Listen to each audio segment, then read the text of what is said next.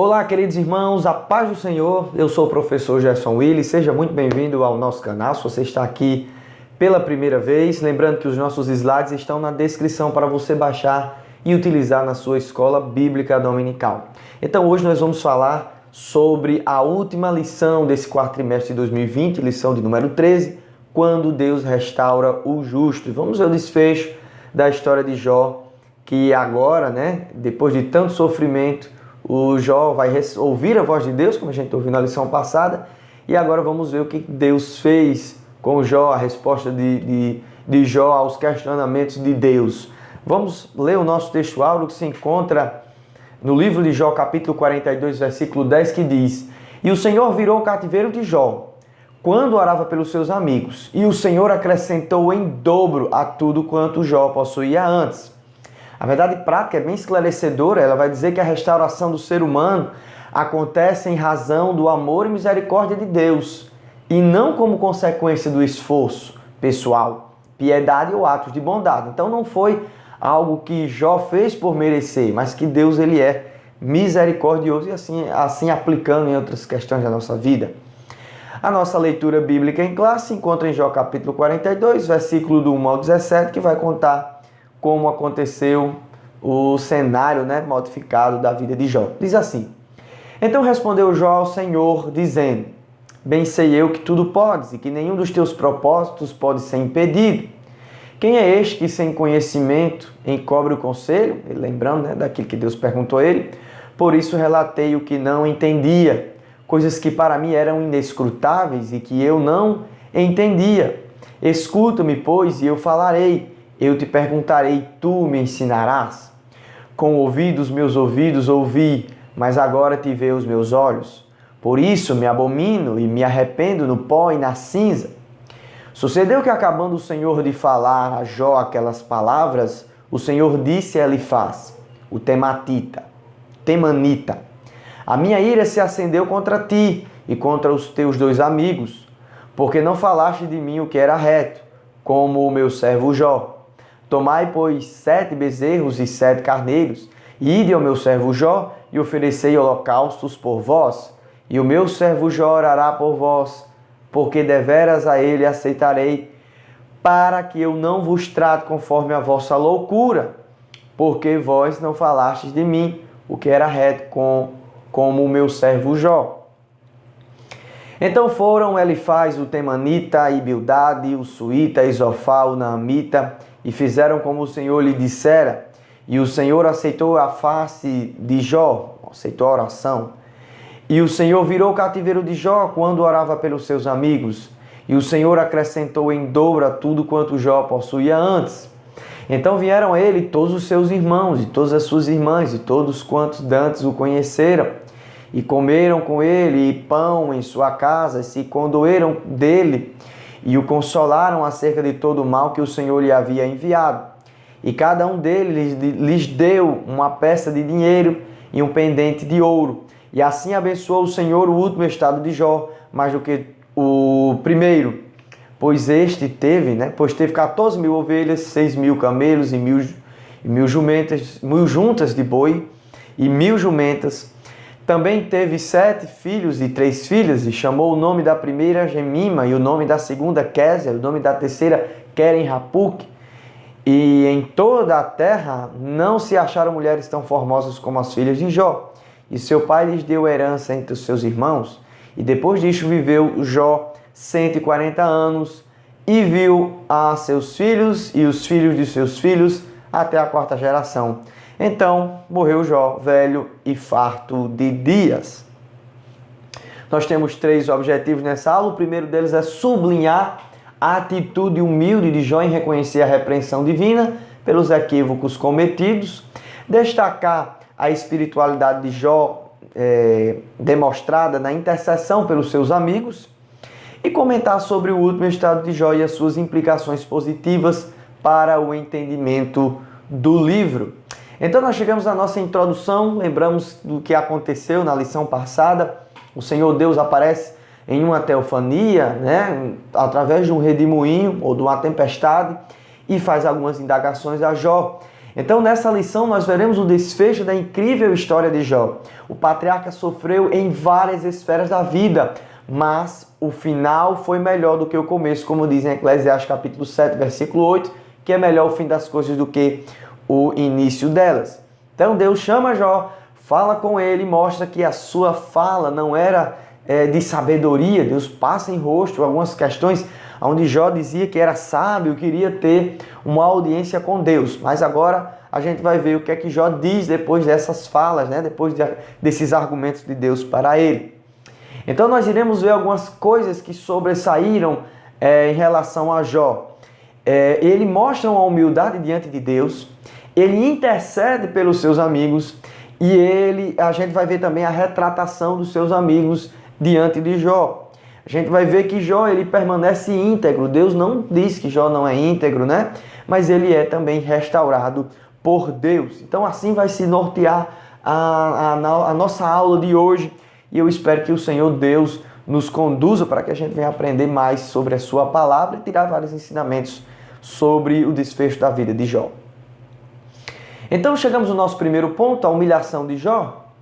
E Jó é humilhado, né? No capítulo 38 ao capítulo 40, Deus mostrou a Jó a sua imensa sabedoria em relação aos argumentos do patriarca. Grande foi o contraste, pois nem sobre o universo, nem sobre as criaturas Jó tinha controle, nem sabedoria para falar de onde veio e como elas se mantêm. O homem de Uz é esmagado com tanta informação de que realmente não sabia coisa alguma diante de Deus. Então Jó recebe essas informações, Deus pergunta sobre os animais, fala sobre o Behemoth, sobre o Leviatã e diz: esses animais você não consegue domar. Que dirá você querer uma audiência perante mim? Que dirá que você encobrir o meu conselho com palavras que não são sabedoria? Então, o que é que Jó faz? Ele fica indignado com Deus, ele tenta repreender Deus pelas palavras, ele tenta se justificar? De maneira alguma, irmãos. Jó nos dá uma lição de que Deus ele é soberano e que posição o cristão ele tem que ter diante de Deus. É importante a gente observar nesse contexto, porque Jó ele não vai se mostrar orgulhoso, ele vai se mostrar submisso. Vamos ver como é que Jó fala aqui das suas palavras, né? São poucas, ele tinha tanta coisa para dizer depois de cada amigo dele falar, mas agora Jó ele fala pouca coisa e ele diz: bem sei que tudo podes, né? E a continuação: e eu sei que nenhum dos teus propósitos, nenhum dos teus ensinamentos, aliás, nenhum dos teus decretos, pensamentos podem ser impedidos. Então a primeira coisa que a gente vê aqui, ele confessa, né? Jó reconhece a autoridade suprema de Deus, aqui é a autoridade suprema de Deus. O cristão deve orar dessa forma diante de Deus e não exigir coisa alguma perante o soberano. Eclesiastes 5 diz que nós devemos guardar o nosso pé quando nós entrarmos na casa de Deus, lembrar que Deus está acima e nós estamos aqui embaixo. Existem aí umas pregações ou pessoas que costumam dizer: exija de Deus, mostre na palavra que você tem direito. Irmãos, Jó, ele era um homem honesto, né? Ele era um homem que foi representado diante de Deus ali. Deus próprio fez a defesa de Jó perante Satanás. No entanto, sobreveio essas questões na vida dele. Mas Jó não deveria exigir coisa alguma. Nós não devemos exigir coisa alguma diante de Deus. O Senhor é soberano sobre todas as coisas. Ele sabe tudo, ele não faz com que nós vivamos apenas na questão retributória, da meritocracia, porque assim ninguém merecia coisa alguma. Porém, nós não devemos exigir nada de Deus. Ele está no céu e nós estamos aqui na terra.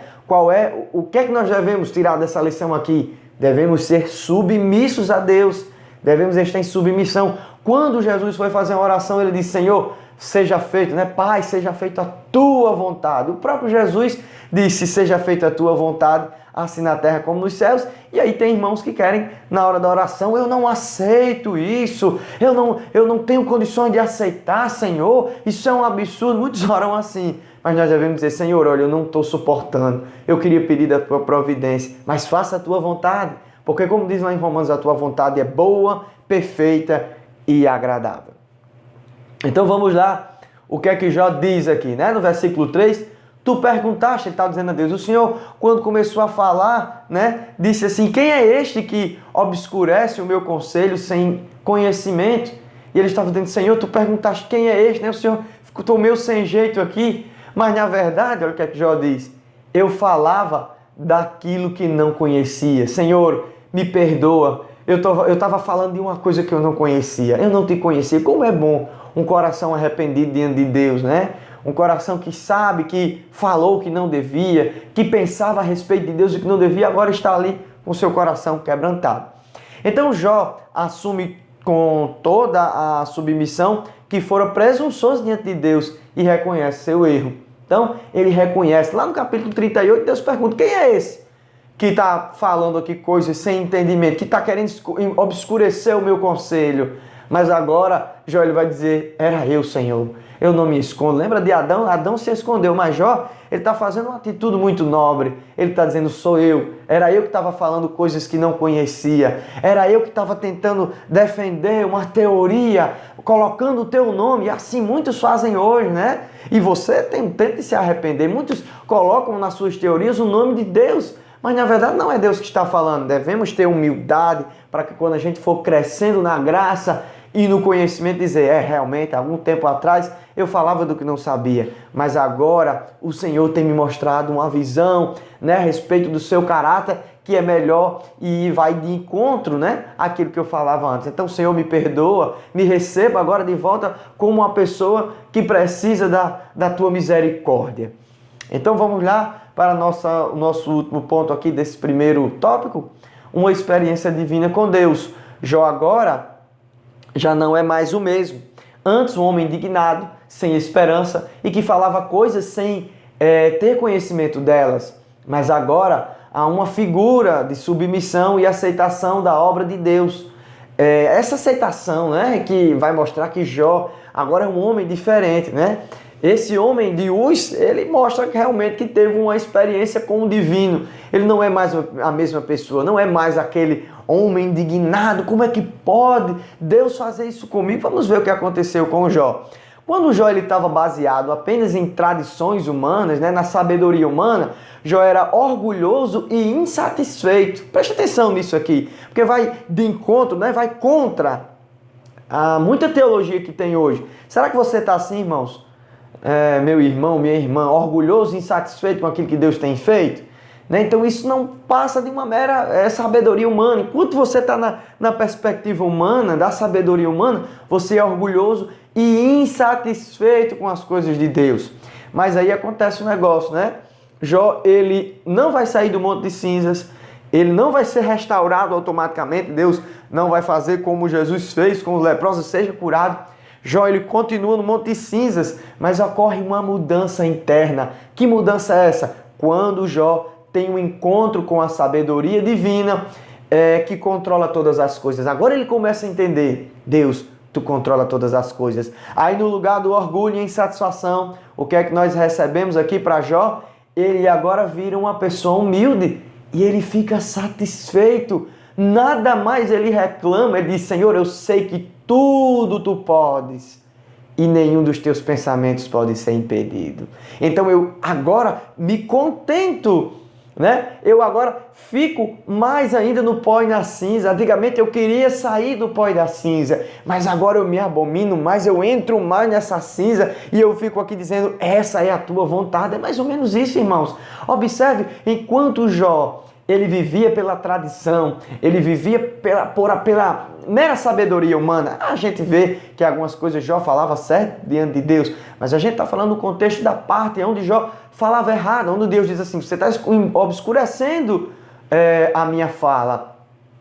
Ele era orgulhoso, insatisfeito. Como é que pode? Deus talvez seja injusto comigo, mas agora ele vai dizer: Senhor, tu pode todas as coisas, eu não tenho condições de questionar mais a minha vida diante de ti. Assim são aqueles que têm um contentamento diante de Deus. Temos provações, tribulações, aflições, mas quando alguém está na presença de Deus, quando alguém está dependente da sabedoria de Deus, ele é satisfeito. Lembra da passagem onde Paulo diz assim: contentai-vos com as coisas humildes. Contente-se com o que o Deus tem mandado para você. Tem hora que ele manda em abundância, mas tem hora que ele prova a nossa fé. E a gente tem que ser humilde e satisfeito. Estou dizendo isso, mas não é que seja fácil, né? Como uma receita de bolo que eu estou passando para os irmãos. Mas é que aqui há uma grande lição para as nossas vidas. Temos que ter o contentamento e a humildade de dizer: Senhor, nenhum dos teus planos pode ser impedido. Então eu estou dependente, estou à mercê dos seus planos.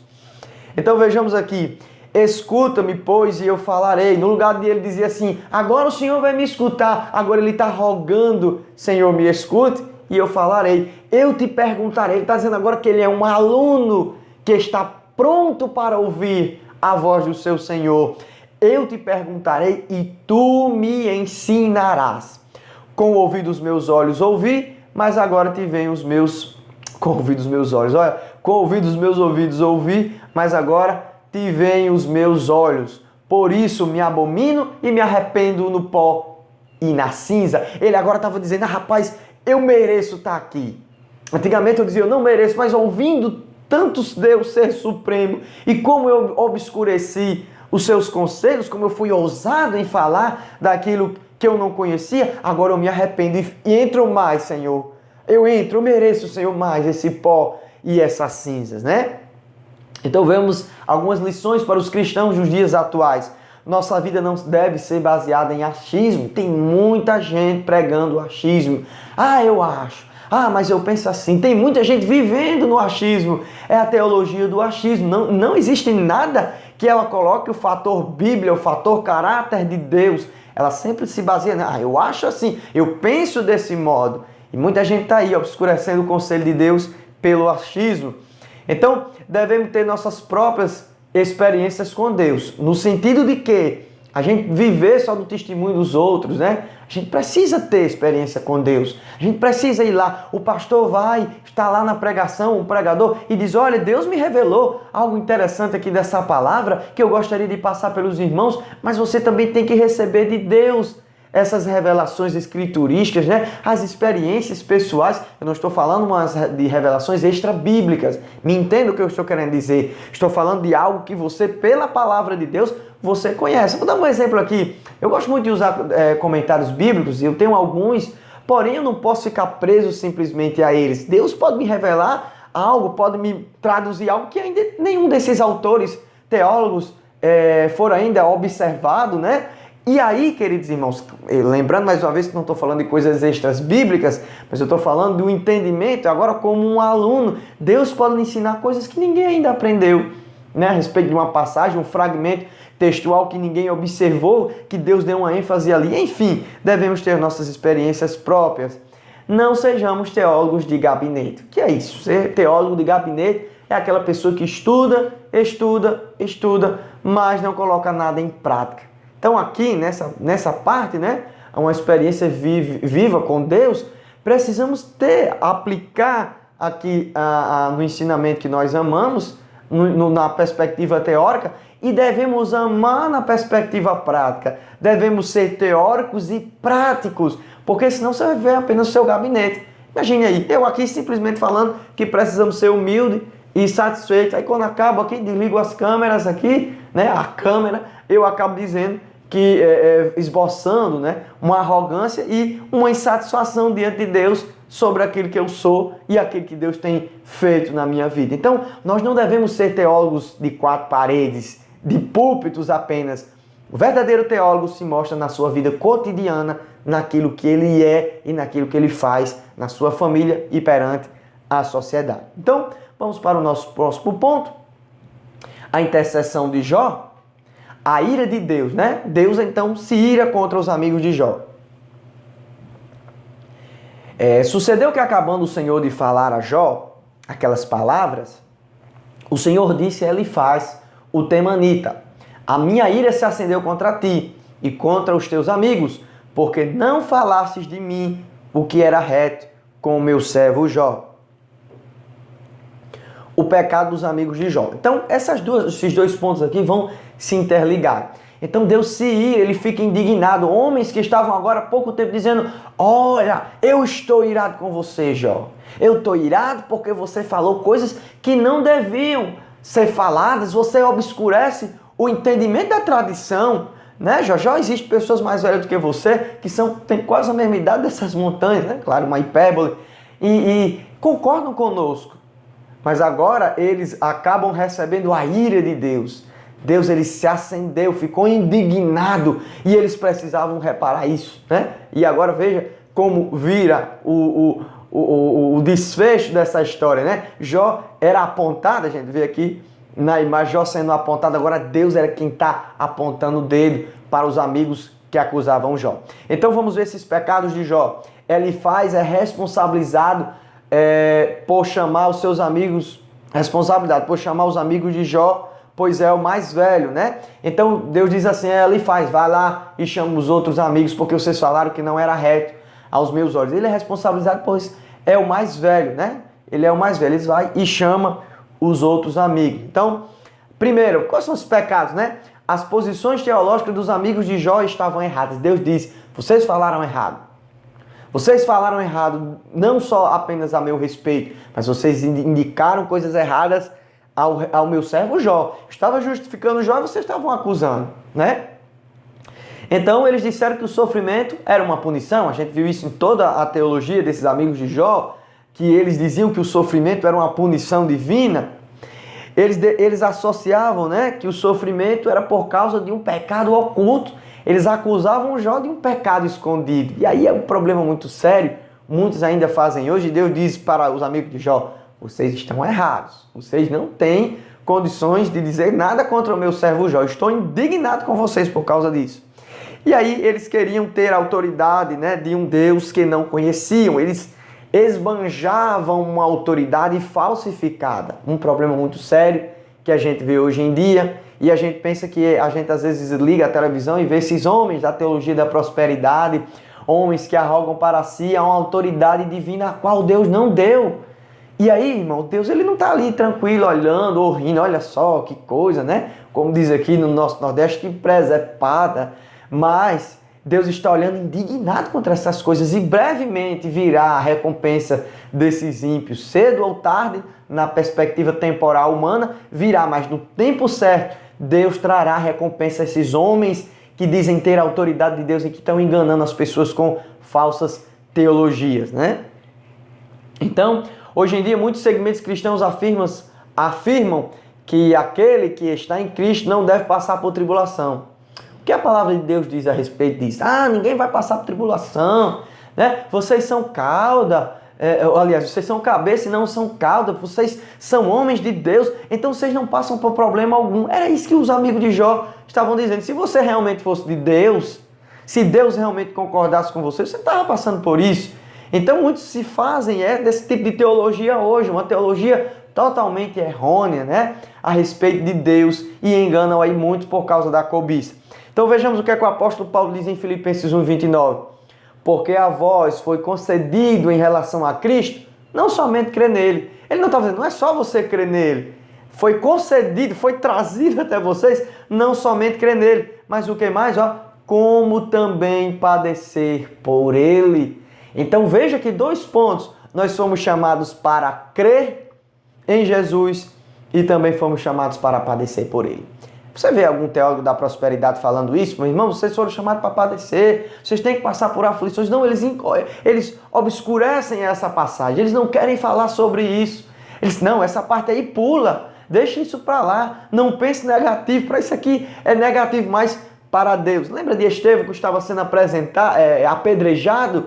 Deus recebe Estevão em pé, né? Jesus recebe Estevão em pé. Enquanto os homens apedrejavam, Estevão era recebido em pé por Jesus na glória. Então a teologia da prosperidade é uma teologia falsificada, com fermento, né? Um fermento malicioso que vem colocar em nós a insatisfação daquilo que Deus está fazendo. Mas o apóstolo Paulo diz, você não foi chamado só para crer, não. Você não foi, em outras palavras, né? Você não foi chamado só para pegar nas rosas, você foi chamado também para segurar o talo, né, da rosa que também tem espinhos. Então a oração de Jó, Deus ele vai dizer que Jó tem que orar, né, pelos seus amigos. Outrora, sobre fortes argumentos acusatórios, Jó se lamentava pela moléstia física e relacional que tinha com seus amigos. Os mesmos insistiam que Jó era um ímpio, enrustido, ironizavam qualquer defesa do patriarca, mas agora eles carecem da intercessão do patriarca. Eles estão encarecidos agora que se Jó não fizer oração por eles, Deus ele não vai receber ali a mudança também de sentimento, porque Deus estava indignado. Então o que é que Deus diz para eles? Vá lá, leve sacrifício e vá. Jó, agora quem vai orar por vocês? Através de Jó é que vocês, entre aspas, viu, irmão? Serão justificados. Né? Então, através da oração de Jó, do pedido de misericórdia de Jó perante mim, é que eu vou receber. Vocês são tão incautos, errados, que eu vou receber a oração de Jó, por meio de Jó. Né? E aqui, Jó acaba sendo o intercessor desses homens que outrora acusava eles de ser um ímpio enrustido. Então veja que coisa interessante aqui, irmãos. Deus chama Jó de meu servo 4 vezes ao repreender os amigos de Jó.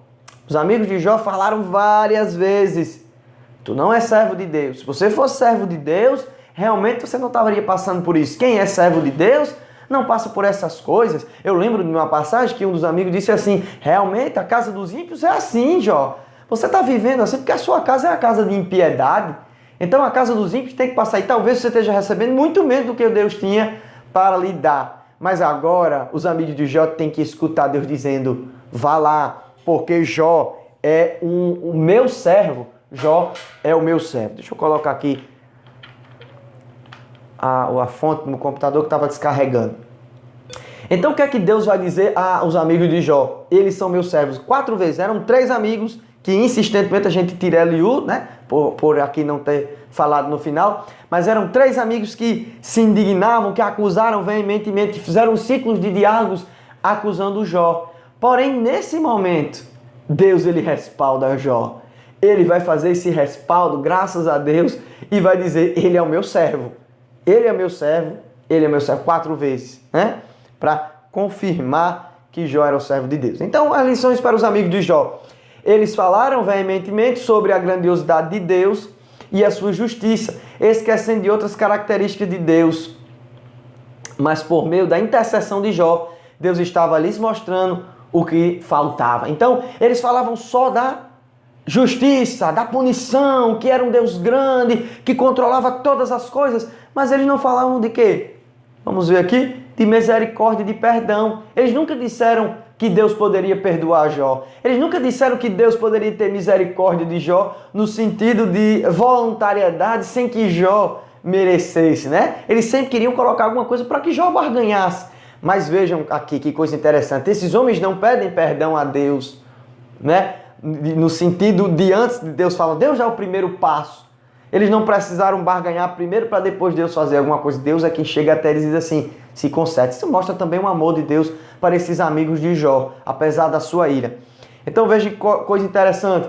Jó vai demonstrar a misericórdia de Deus porque ele não questiona a ordem de Deus para a oração pelos seus amigos. Jó poderia ter dito: não, Senhor, de maneira nenhuma. Eu não vou ter misericórdia. Eu só não viu que eu doente aqui no Monte Hasbalá, no Monte de Cinzas, esses amigos vieram me molestar, né? Vieram falar coisas horríveis perante mim. Jó não faz isso. Então, através disso, Deus está mostrando aos amigos de Jó que ele não é apenas soberano, ele não é apenas o El Shaddai, ele é também o Emanuel, né? O Jeová Shalom, o Deus da paz, né? Ele é o Deus de misericórdia. Então vejamos aqui, Jó não se negou em perdoar. E Deus está mostrando aqui para os amigos de Jó: eu também sou Deus perdoador. Eu também sou Deus que perdoa. E vocês falaram tanto em justiça, vocês falaram tanto em punição, vocês falaram tanto na recompensa dos ímpios, mas agora eu vou mostrar pelo meu servo Jó, através das 2 atitudes de Jó, que eu sou misericordioso e também sou perdoador. Não esqueça disso. É muito importante você frisar isso na sua aula. Então observe que a lição é dupla. Deus é justiça, mas também é amor e misericórdia. Deus não estava dizendo aqui: eu sou injusto. Ele está dizendo agora: eu sou justo, estou indignado contra vocês. Porém, eu tenho um lado misericordioso. Eu falo de misericórdia, eu falo de amor. Muito bem, irmãos, que coisa interessante, né? Nessa lição, chegamos agora ao nosso último ponto, a restauração de Jó. Então Deus faz uma restauração na vida de Jó em 4 partes importantes. Primeiro dessas 2, restauração moral e espiritual. Deus ele faz a primeira restauração, que é mais importante, né? A restauração de Jó acontece primeiramente nas dimensões moral e espiritual. Convém destacar que estas bênçãos recebidas por ele não devem ser entendidas, mais uma vez a ênfase aqui, né? Como a restauração e não retribuição. Deve ser entendido como uma restauração e não como uma retribuição. Então Jó não recebe aquilo ali porque ele estava, ele é um bonzinho, eu estou abençoando. Não, ele foi restaurado pela misericórdia de Deus. Então não há uma teologia da retribuição no livro de Jó, onde o ímpio é sempre punido e o justo é recompensado. Então vejamos aqui, restauração social e material. E assim abençoou o Senhor no último estado de Jó, mais do que o primeiro, pois teve 14.000 ovelhas e 6.000 camelos, 1.000 juntas de boi e 1.000 jumentas. Também teve 7 filhos e 3 filhas, e aí vai dizer que as filhas eram as mais bonitas daquela região. Então a restauração que o Senhor Jesus faz na vida do ser humano leva em conta todas as dimensões da vida, né? Ele restaura a vida espiritual, moral, social, material, trazendo dignidade ao homem que teve, por meio da graça divina, a imagem de Deus restaurada. É isso que aconteceu na vida de Jó. Acontece quando nós aceitamos a Jesus, né? Irmão Gerson, me diga uma coisa. Então eu vou ser bem sucedido? Irmãos, Deus pode fazer que você seja bem sucedido, né?